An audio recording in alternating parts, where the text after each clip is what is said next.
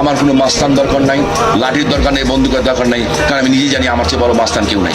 আমার বহুত বুকের ভিতরে বহু সাহস আছে।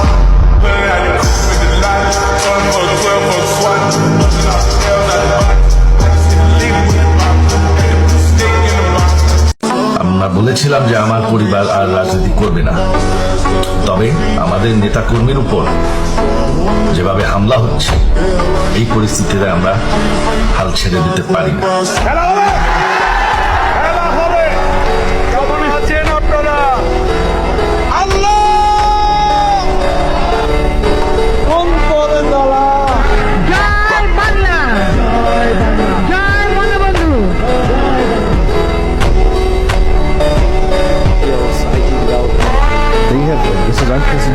মেঘ দেখে করিস নে ভয়, আড়ালে তার সূর্য হাসে, হারা শশীর হারা হাসি অন্ধকারে ফিরে আসে। বাংলাদেশের মানুষ জানে অধিকার আদায় করতে। আওয়ামী লীগ ফিরে আসলে কেউ বাঁচতে পারবে না। আওয়ামী লীগ ফিরে আসলে বিশেষ করে যারা বিপ্লবের নেতৃত্ব দিয়েছে, যারা প্রত্যেকটা জেলায় নেতৃত্ব দিয়েছে, এদেরকে ধরে ধরে আওয়ামী লীগ ফাঁসিতে ঝুলাবে। সুতরাং